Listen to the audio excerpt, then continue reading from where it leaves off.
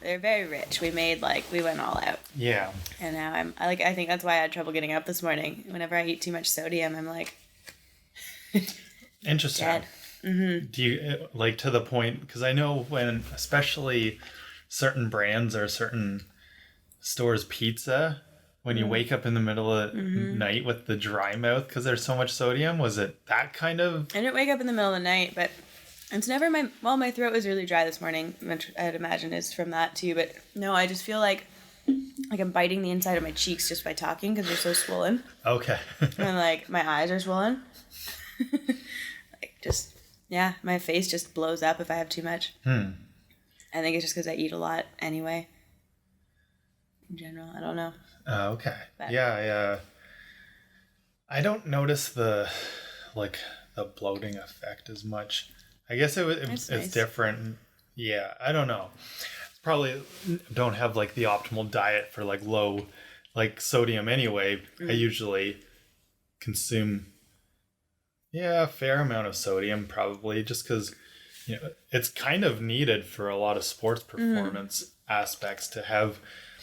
I know some people definitely go overboard with it, especially when the vertical diet by Stan Efferding was really popular. It was salt on everything. Oh, geez. Or like full sodium chicken stock in all of your meals. That's wild. Like an extreme amount of sodium, which I think there was a lot of backlash with things like that. But we're here anyway for here we are. week 2 of sodium chat as I decompress my face with my cold hands. Week 2 of our in isolation podcast conversations. So here we are. We're doing it. Doing things. And something that's definitely on most people's minds right now, whether they're used to being those type A driven people that have this rigid agenda, or pretty much anybody is really struggling with, unless you're one of those self-isolating creatives that lives in your shed to do work for 5-6 hours a day. It's a pretty new landscape to how to do work and be productive right now. And I think a lot of people are struggling with motivation. Yeah. And so I think the central topic this week is around motivation. And I think particularly something that's especially important at this point in time is accountability. So I think that's kind of where we'll let this conversation roll today, because we'll talk about different accountability tips, because that's something that is, I'd say, the primary thing that's lacking right now in people's routines, whether they have personal trainers, coaches, just other people that they're talking to. There's a real divide between the experience of online accountability and in person. And so I think kind of dialing in really specifically on what you need to kind of move the needle forward, kind of make progress, depends on a lot of that stuff with how you're going to build these online accountability tips and tricks. So I think I got a lot that I can kind of pull up, and we'll kind of dive into that. But I think the number one thing with motivation right now is it's so easy to not stick to your normal routine. Well, yeah, right? Like, I even find coming here this morning, because I've been sleeping in just till like 8:30 every day instead of 7. Yep. And, whoa, like my body is just not here for it. I'm like in this sluggish swamp of like, it's crazy. And that was so quick, right? I know. Like, it was so quick to get out of that routine. It's been not even 2 weeks. Has it been 2 weeks exactly? Not even. Not in like terms 10 of days. Flow Spa, at least. Yeah. So, same thing here. The other night, 2 nights ago, I had a hard time falling asleep. I tried a new sleep track. I usually play the same thing from the Calm app for 8 hours, so that, and that's like that's my sleep track. Yeah. And I tried one from Brain.fm last night or the night before in order to just switch it up, because they're supposed to help you sleep deeper. I got that from Boundless. Yep. An idea to use this track, and it was something Josh and I were talking about it yesterday. It was something new, and so my ears were kind of listening into it too much, and so I didn't have a great sleep. And then I slept in till like 7:15, which to me is It's late. late for you. Yeah. And then so today, getting up at my normal 5:59 to kind of have the routine ready to get to the podcast was a little bit different. I had that anxiety last night to fall asleep, because you have to get up, and then it's I don't know what time it was. I try not to look at the clock if I wake up early, but 4:30 or 5 this morning I was up, kind of thinking like, oh, it's almost time to get up. I could hear the birds starting to chirp and stuff. Actually, I did the same thing. I got up at, not got up, but I was woken up at like, I think it was 5:30, and I just kind of rolled around, being like, maybe I don't know, maybe I'll just wait. And then I looked at my watch and I was like, nope, we're going back to bed. Yeah, so things are thrown off, although it did feel good to get up before the sun again. So, I mean, I think that's the key, or it's the key, or you could shift your schedule for the time being, but you'd still have to be really strict on getting those 8 hours or whatever you need of sleep. Yeah. So if you are going to bed an hour later and waking up an hour later, that's okay if maybe it feels good for you. I think that's the interesting thing we can do right now, is actually learn what we're forcing our bodies into versus what our bodies want as far as sleep and chronotypes, and so that's interesting stuff for sure. Yeah. And the only advice there is to just kind of roll with it, but make sure that you have that morning routine in place. So whether you're writing down your list of things to do the night before, if that helps you fall asleep a little bit better, to get it out of your head onto paper. That makes me dream about it. Yeah. I can't do it. Or I usually do it in the mornings too. Yeah, like I usually, unless it's something that's really driving me crazy that I need to write down. Yeah. If I'm stressed that I'll forget it. Yeah, that's different. But otherwise, I don't usually plan out the list of things to do the night before. I spend some time in the morning doing that. I find that better too. And also, there's a whole bunch of other things that you can tie into the morning routine. I think if especially because we kind of talked on this last week too, with talking about some of like the how to stay healthy tips and keep focused, but the making that morning 90 minutes or so, or you can even extend it up to 3 hours right now. You got time for a slow breakfast and a slow whatever, But don't check the news or social media during that time. Use that to get your hardest tasks done. I mean, that's if you have any. See, this is the problem. I would say right now is like, I guess this is my logic, is like, what's the point of waking up early if that's just going to make my day of doing nothing longer? Like, it's, I'm going to wake up at X o'clock. Yeah.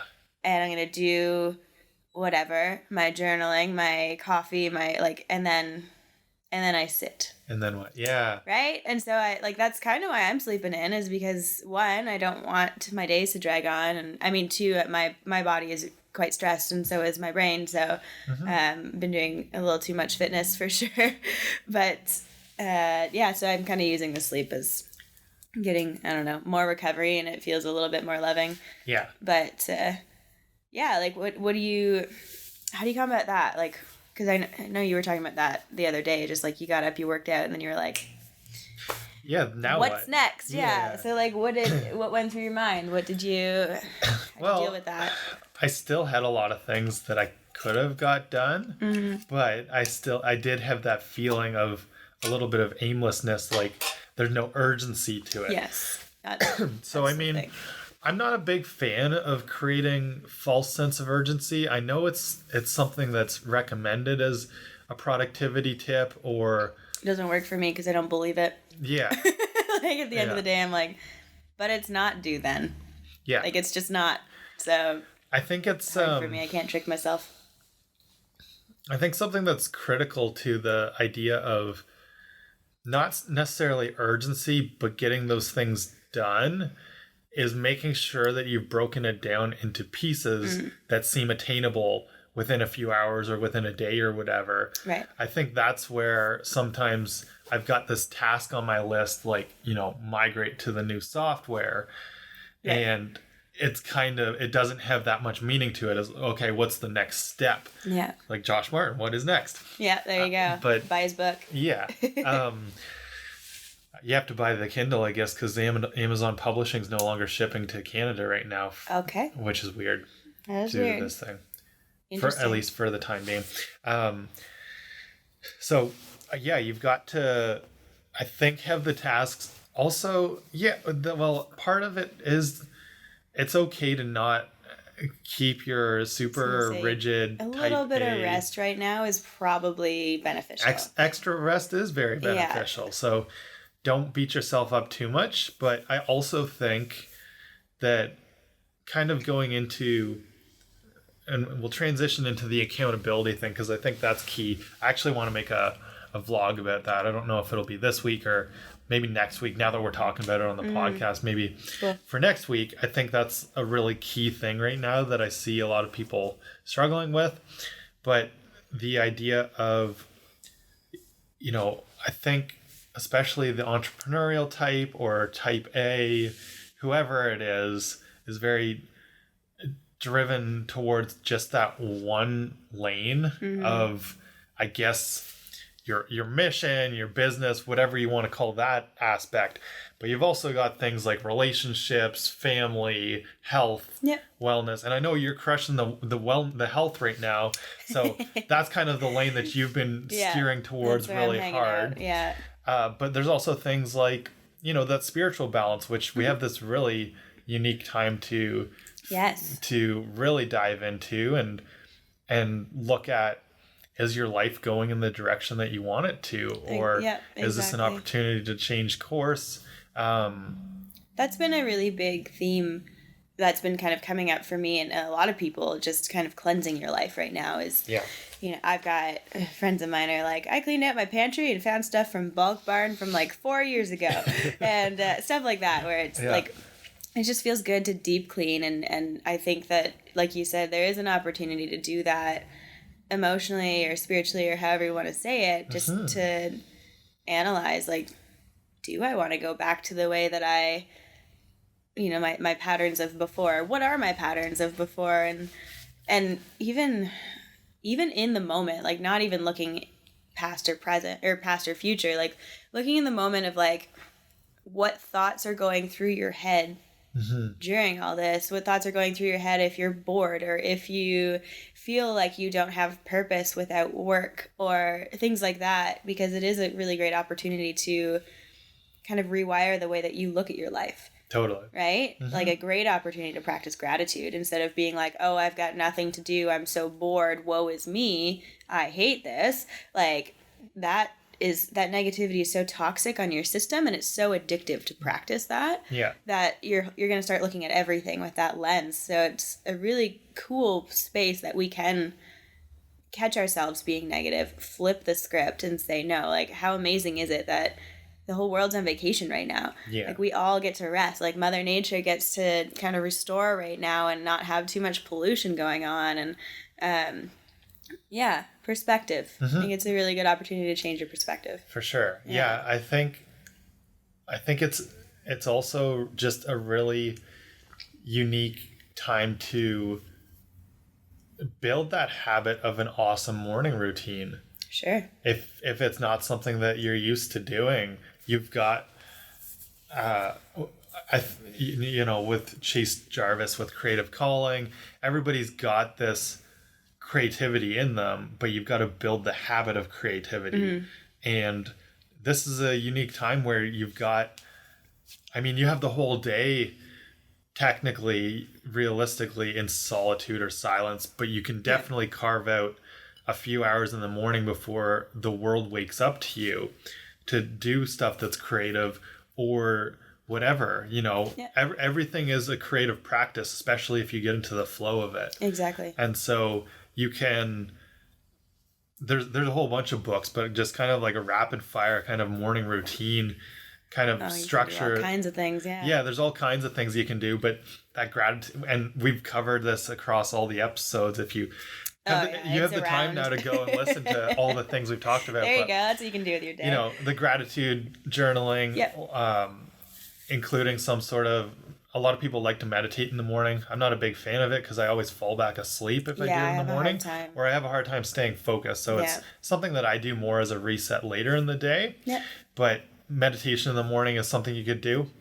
Planning out your day or seeing the tasks you have to get done, or if you don't have a lot of tasks to get done, you can kind of look at like what can you really focus on for quite a few hours in the morning, and then feel accomplished for even achieving one thing. Yeah. Set an intention of the day. Cold showers or cold plunges in the morning is awesome. Honestly, that's like the best way to just, if you don't want to do the psychological work of flipping your script and like changing your mindset, have a cold shower.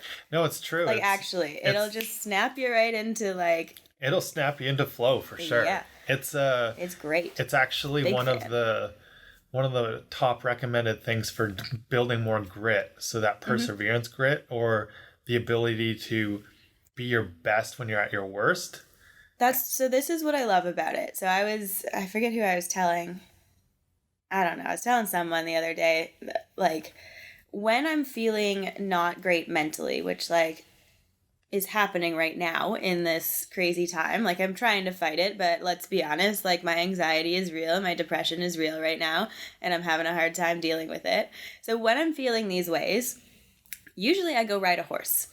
And the reason why I go ride a horse is because, like, I just find a place I can do trail rides or something.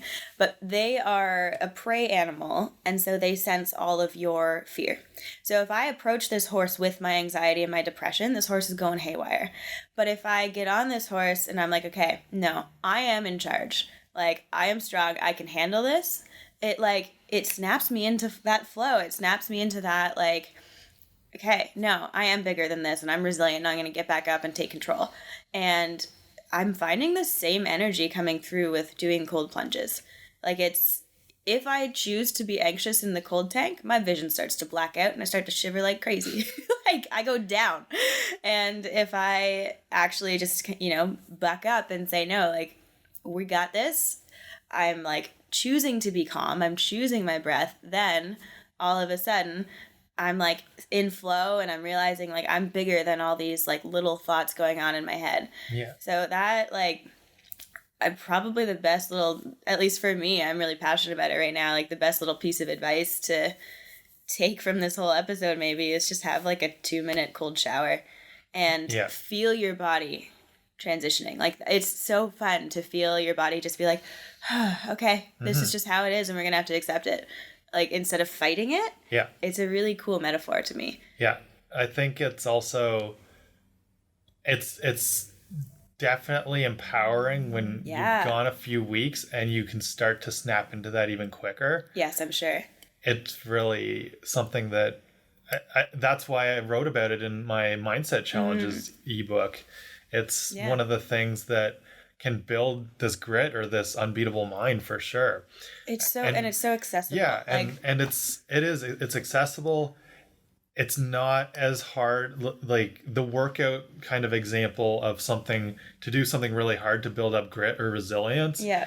It's not everybody's cup of tea. Yeah. And sometimes it's too challenging for people to really do like a gritty workout. Yeah. But the cold, a special mind. Yeah, the cold takes no more than 90 seconds to 2 minutes. Yep. The water coming out of our taps is still pretty good. It's 42 or 43 degrees. So that's pretty cold. Oh, it's much colder than Tony Robbins does, so you can feel accomplished with that. Take that, Tony. if nothing else. Well, it's colder than what I do in the tank here. Yeah. But I guess the showering's different because you don't have like... It's a little bit different. Yeah. But it's still cold. Oh, yeah. Yeah. It still builds you up to be capable of handling the cold of like a full body immersion for sure.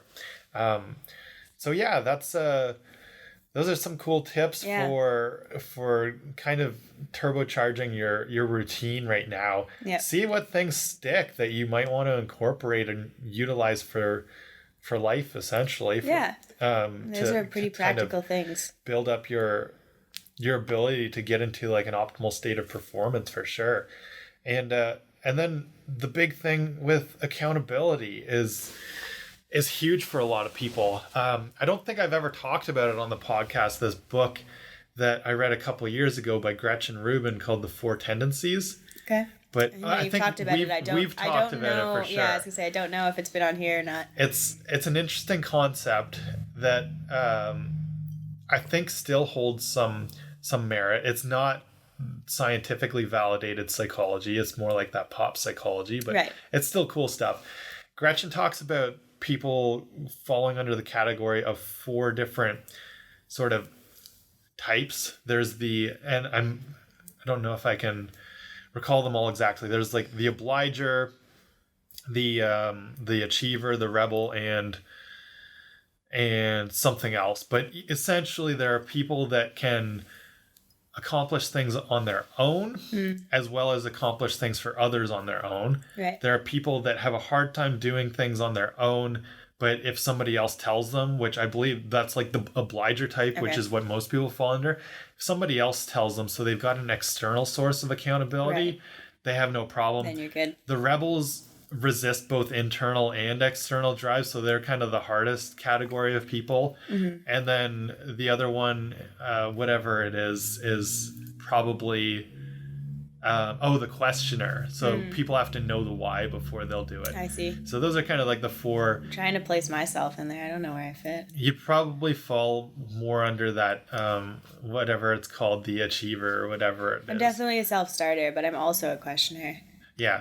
Most people, I think that's what there's a questionnaire or whatever, so she kind of congregates all this information and has identified that most people that think that they're, I think of the upholder, most people that are upholders also are very much overlapped with the questioner, so it's hard to say who is who in a lot of times. Interesting. The obliger is a little bit more clear, and then the rebel is straight up very clear on who like a rebel is. Neat. Yeah, but it seems to hold quite a bit of merit, and it's a cool book. There's strategies on what each type of tendency needs for accomplishing things, but I still think that because the obliger is the largest category, and also everybody to some extent also relishes the lack of needing to create the routine for themselves or whatever.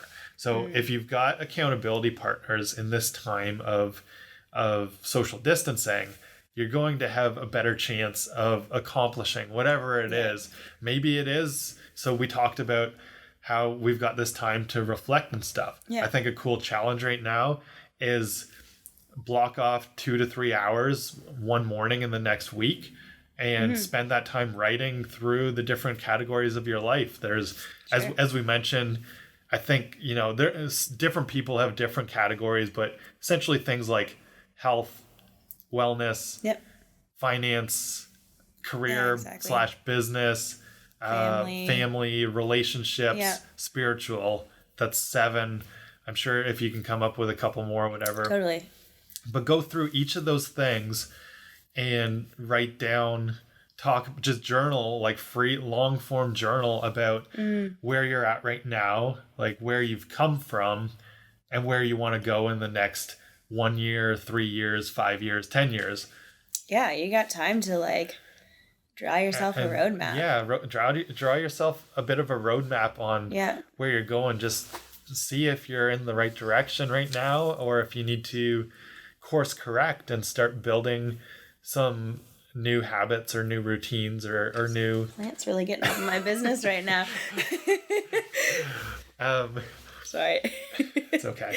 The plants and the ducks are... There's a lot guests. of it. Are the ducks back? No, they're not, but we almost had a special guest on today. The duck was like right next to my car, thinking of coming in, I think.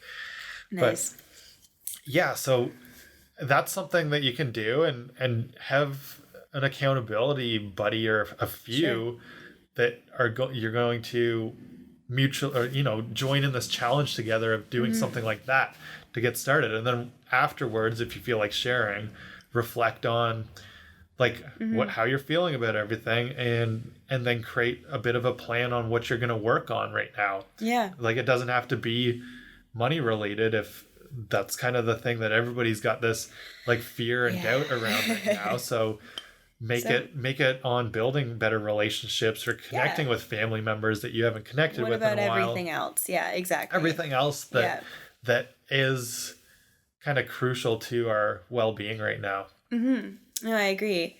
What was I going to say? I think something that I'm wondering, and I don't know that I have an answer for yet, but kind of mindset, like how can we, let's say, I'm just thinking of, you know, the smaller voice in my head sometimes, if I'm going through some reframing of the way that I look at life, and I realize that I'm not doing something the way that I want, sometimes I can trigger a crisis in me where I'm just like, woe is me, like, you know, I've messed it all up, and like, how am I going to get through this?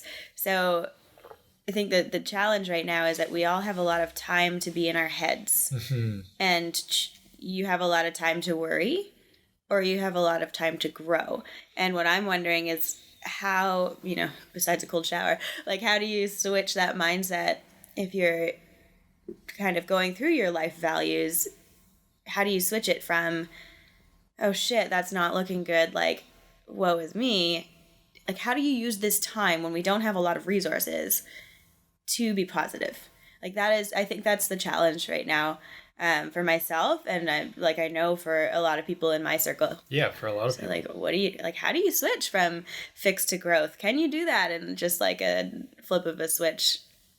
I don't know. Like, I know that this stuff is all about practice, and it's all, you know, I don't know. Do you have any advice on that, or you kind of...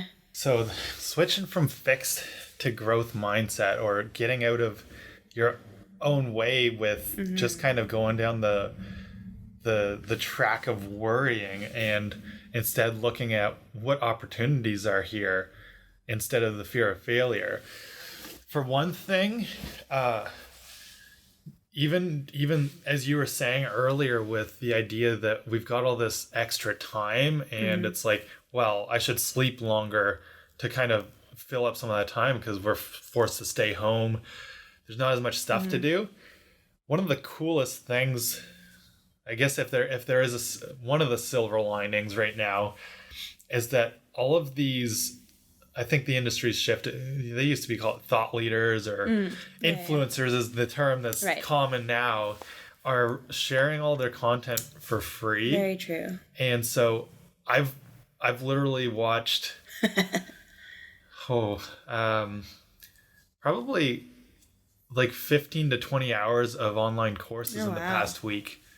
Cool. Because you can. A lot of them are being shared. So there's stuff, you know, also because we're working on an online course, and like something that I like to do is my research on what other people are saying in the same field or similar fields, complementary, seeing how they're putting the content together. So I'm actively thinking of how we would build such a thing or something similar. Cool. And so there is the active engagement of that part, but especially in terms of the mindset thing, one of the coolest ones, it's 115 minutes or something. Okay. Or an hour and 15 minutes. So like 75 to 80 minutes. Tom Bilyeu shared this Mindset 101. Sweet. Yeah, that's right. Which is really cool. It's pretty much covers the whole fixed versus growth mindset thing. Cool. And if you like Tom Bilyeu, you'll dig this content. It all stems from Mindset by Carol Dweck, which is kind of the formative book on this whole topic of fixed versus growth mindset. And just briefly, if you don't know what that means, right, we should probably say that.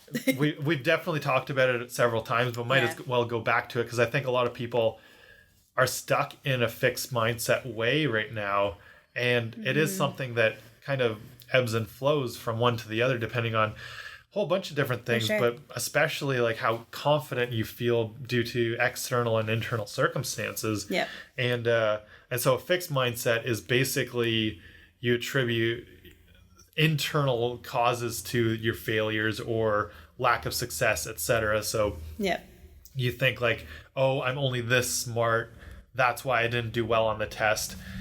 But if you, the other side of the coin, something once you know it really opens up the opportunity, just like how the whole concept of like once you know flow, it becomes that much, flow begets flow. Yeah.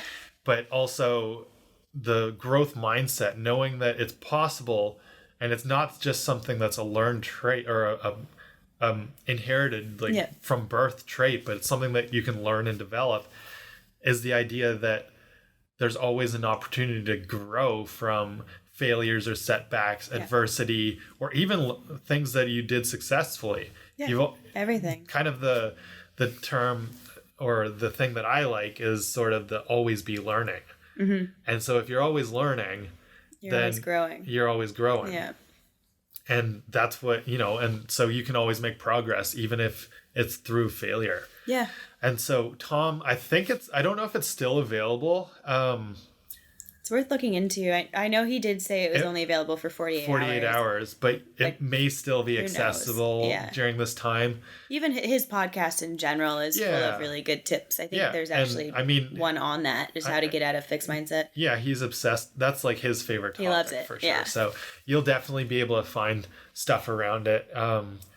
If online courses is your thing, it may be even worth purchasing at this point. Yeah, I don't know how much that one costs, but I know he's pretty good. His podcast is called Impact Theory, if anyone wants to look it up. But he usually is pretty good at helping people out too. Like if you're financially stuck right now, he always says like, let us know and we'll give it to you for free. Like he doesn't want money to be an issue. So if this is something that you're really burning for, I'm sure you could reach out to his team and I think that's why he offered it for free right now. And then another, if you really need to dive into more wellness stuff too, there's a couple. It's almost done, but you still have a few days to get in on it. I think is Brendan Burchard shared his wellness masterclass, which is 10 days of content. Cool. And then also Creative Live. So Chase Jarvis, once again, he's got one of the largest online learning platforms. And in addition, they always do a free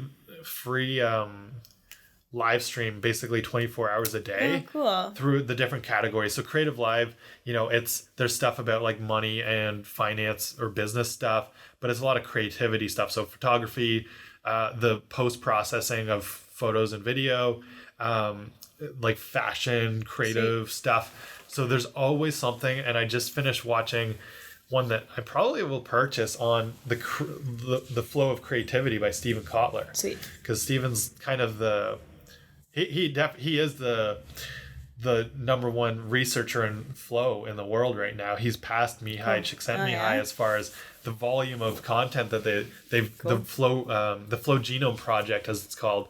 He wrote the books Stealing Fire and Rise of Superman, which are both awesome books about flow and stuff like that. Sweet. But his was really awesome. I really enjoyed watching that in the last day. Sweet. And so that one is like one of the ones that's just streaming. So it's done at noon today. So you'll have to like pick it up if you do want to watch it at a later time. But there's ones, all kinds of things. There's a 15-hour Ben Greenfield wellness course that's free right now. You can watch the whole thing whenever you want. It's on demand for free. That's great. Tim Ferriss has a wellness course right now on there.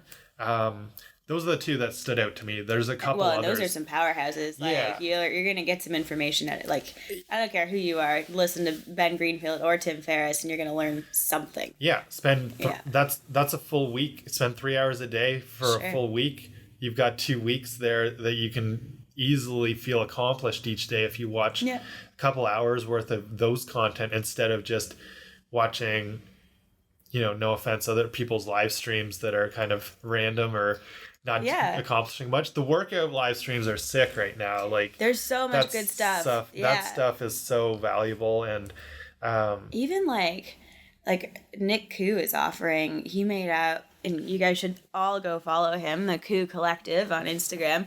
He made up a at-home workout, and like, I mean, I look up to him a lot. I think he's like top shelf in terms of trainers around here, and he he's an Olympic lifter, and so he is used to throwing weight around like crazy, and he's having to find ways to move and use his body without that. And he's getting quite creative, and he's offering, like, he's filming through his story the actual workouts, but he's very willing to share this free program with anyone. So, like, that's cool. Yeah. If you're someone who's a little bit more on the, like, high performance side of fitness, or you want to get into that, or even just opening your body up, like, that's available. Yeah. We're doing Pilates. Like, there's so much going on. I'm going to do an animal flow class, I decided. Cool. I've got a lot of response for that. So awesome. It's a cool opportunity to explore. So those live streams and those community kind of feeling things definitely is one of those pieces of the accountability puzzle right now. Yeah. Is actually engage, or, contact the person that's running it and thank them for it, and kind of like make yourself known so that there's accountability there. I wanted to say it goes both ways too, because then the person that's filming those is going to feel validated. Yes. Because there's a lot of work, and because there is a lot of doubt and fear and stuff. I have a feeling that we're going to see a drop in how many live streams and things there are if people aren't mojo's getting lost. Like, I definitely want to say, on the accountability note and then on the fitness note, like, if you are used to having a coach in your life, a personal trainer, an instructor, to reach out to them. Like, just as one myself, I've had a couple of my clients reach out to me just for advice on what to do, and, like, I'm not here just to take your money. I'm here to be your coach, and I'm here to be, your person. So the fact that I've got clients reaching out to me and asking questions on what they can do for these certain things, like, that keeps me going a lot. And so, like, do that to your coach, or reach out to the people that you are taking classes from and thank them, because at the end of the day, a live stream is super lonely for at least me as an instructor, because I'm just talking at a computer and hoping it's reaching someone, but I don't know.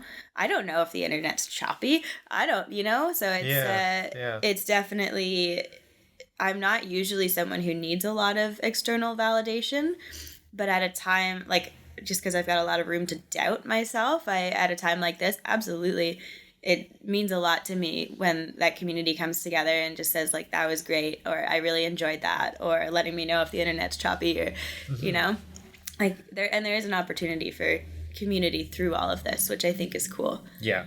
So, sure. Lots of workout live streams. Your coach wants to help you. So reach out to them. Like, it helps us fill space.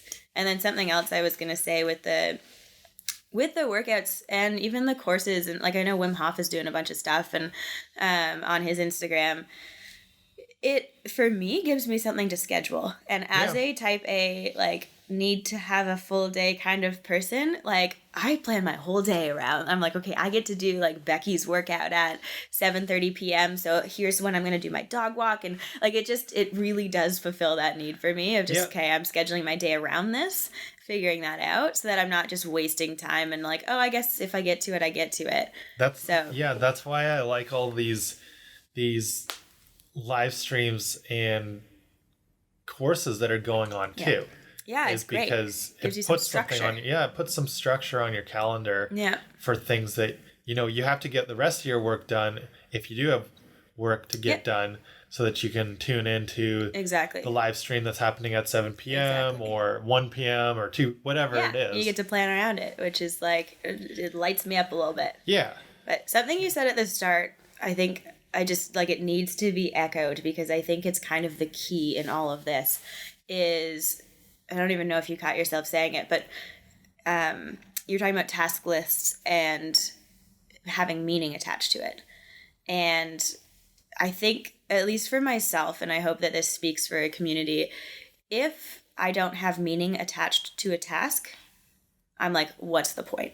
So if I'm just filling my schedule with this stuff for sake of doing stuff, like, I'm like, I don't know, I guess I'll just deep clean my closet because I can, but I don't have, like, I'm just doing it to fill time, then that's when I get this, like, what the hell am I doing? I get down on myself and bored and, like, but if I can attach meaning to it, if I can, I'm joining in on these live workouts, or I'm teaching these live workouts because the people need it, or I need community. Yep. Then there's meaning behind it. And then I want to do it. Like I prioritize it. So I know that a lot of us attach our identity to our job. I do. I'm sure you do as well. Like this is a big part of our lives. And if you're not working your job right now, it sometimes can be like, well, what's the point of doing this personal development course? It's not gonna, like, what am I gonna do with it later, right? But if you can find some meaning in, these courses, these live streams, cleaning out your closet, deep cleaning your mental space, like that's, if you can kind of think like this is really gonna put me forward, going back into like when the world, the fire gets put out, that's where at least I find motivation and drive. That's where I find like, okay, let's do it. This matters. Oh, yeah. And I think that's where, also where you can really benefit once again from accountability. Yes. Is having, whether it's a group, or even if you do have a person that you consider your coach or mentor, reach out to them. Even if you have to take the proactive step and they're not assigning you tasks, because maybe, that tends to be a thing where the world's functioning normally, you're paying them normally or whatever, then you're getting the tasks assigned. Maybe that's not the case. Maybe it still is, which is awesome. That's probably be blessed that you're in such a situation. Yes. But if not, reach out and say, hey, I need to clean my closet. Yeah. And then you've got that accountability with somebody who is going to want to check in with you, like, did you achieve that? Or it doesn't have to be a coach, mentor, etc. Create that group for yourself with your close friends. Sure. That will hold you up to it. Yeah. You know what I find a great accountability tool, and it's really simple and kind of silly, is setting an alarm on my phone. Like if I don't get it done by the time that alarm goes off, I'm like, shit. It's because I like making games for myself that way. Like I'm kind of competitive just with myself, and I'll be like, okay, this has to be done before 7:30 tonight. And not just like saying that, but having my phone, like the things are counting down and I'm like, woo, I can get into my own little fun state. So cool. If that helps people, I don't know. But otherwise, like it's 2020. Like we all have technology. Reach out to your friends. Like I've been Skyping a friend every night, and that's been really lovely just to connect and like share in how this is affecting each one of us and feel validated in your own feelings, and getting ideas on like, what are you doing all day and stuff like that, right? Like it's you've got you can reach out, you can find your community, you have your community, don't forget that. And I think something I was saying to Jess Dalladay, she interviewed me on Pilates on Demand live a couple days back, was just like, at the end of the day, we all have this human need to belong. Like, in the hierarchy of human needs, food, shelter, water, like all that stuff is important. But to keep ourselves mentally healthy, we need to have a community. Like we need to belong to something. So right now, I think it's a good time to dive deep and see where your community is, how you can stay connected with them and fulfill that need. Like it's just like eating when you're hungry. It's having your community, having that need to belong is the same thing. So remember that that's important. Yeah. Sorry, I kind of trailed off our topic, but that's great. Yeah. I think that's really important right now. And then just another thought with this accountability thing, because I'm sure some people are nervous or hesitant to reach out to the people that they know about with fear of being judged or anything like that, which goes back into the growth mindset. And there is opportunity there to grow. It may take time, and it doesn't just happen overnight. You don't go from being afraid of judgment to not in just one blink of the eye. So it's all a practice. If another idea is there are other communities external to your own that you can join in for accountability. I know one of the apps that's really popular in this kind of field, I believe, is Stick with 2 Ks. Okay. So I think it's either STIKK or STICKK. I will, either way, I'll link the website or the app. I don't know that one. In the summary of the podcast, but it's or coach.me is another one. Okay. And both of those are accountability apps. So, you set a goal, you've got these circles you've got to like check off each week or whatever time cool. frame. And there's also, you can join in communities that may be involved in the same thing. So maybe it's the exercising 5 days a week and there's a community built around it. Just to say you did it. And so you join that community.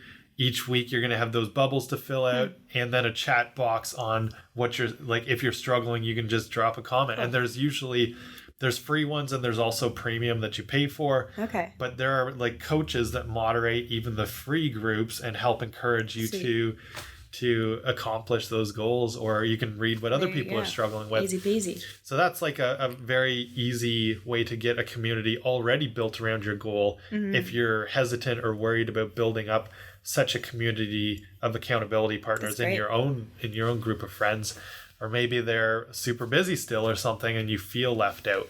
And so, coach.me is the one I think I would recommend. Cool. Stick's another one, but there's also, I've not tried it myself, but I've heard really positive reviews, which is, I'm surprised by it, is betterhelp.ca or .com. Okay. It's online therapy, which I think is really, like, it's inexpensive in terms of therapy. Like, it's, you're not paying $200 a session or whatever. Like, it's usually about $50 a session. But if you're needing something like a mental health resource right now, like, one, I know, like, my therapist is going, like, we're Skyping and doing the same thing, but it's also, you can go online and get some help that way. Cool. And have your own coach. And I don't know the process, but it's worth looking into. I think both Tom Billy and Joe Rogan talk about it a lot. Like, they like it, and they... Is that the one? Or I know that I've seen these ads on Instagram for Talkspace. Okay. Michael Phelps is like sitting in a chair in the middle of a concrete plaza. That was weird. Yeah, but no, I know for sure Tom Billy does BetterHelp. Okay. Yeah.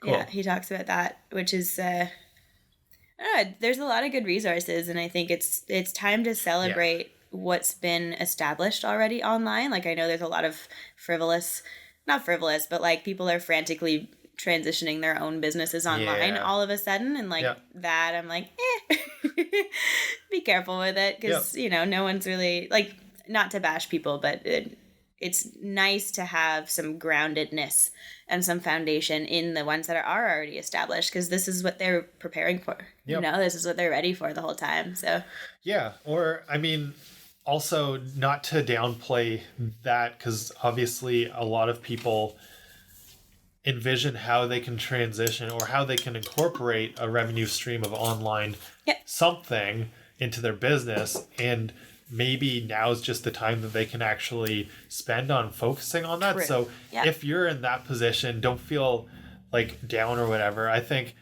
at least Peterborough as a community is really giving kudos to Pulse Physiotherapy right now, because they're killing it. They planned the last couple of months to start doing like telehealth physiotherapy. Yes. And this was the opportunity they had to, it was a little bit of an accelerated curve to launch, but they've jumped into offering online physio Skype consultations or whatever, and it's not like it was something they winged. It was something that was they're like planning for a couple of months, almost intuitively prepared for these times, which is great. And they're working really hard over there. They're there every day doing their thing, and they post workouts every day too of things you could do with minimal equipment at home, and like they're giving a lot of resources, which is cool. For sure. Yeah. So I think that was a lot of resources as well today. I think so, yeah. You might have to pause and write a bunch of things down, but that'll give you something to do in your morning routine. Yeah. If you're listening to this. I'll include, I mean, the show notes usually are pretty detailed on the different things to implement anyway, so read through those. I think, and at the end of the day, this whole theme has basically been, there is something out there for you. There's something out there you can do. You are not hopeless. Like, life is going to go on, and this is a great opportunity to make your life better. Yeah. So. Rah rah. Go have a cold shower. Yeah. That's or keep listening to this while having a cold shower if you've got waterproof. Just like a 55-minute cold shower. Yeah. Or even just for provided you don't pay for water. That's true. Anyway, so yeah, I think that's all we have for this episode. Yeah. Good luck with your isolation, guys, and we'll be back in a week. Who knows what life will look like then? Yeah. But we're here for you. Absolutely. But yeah, thanks as always for listening, and we will talk to you again next time. Ciao.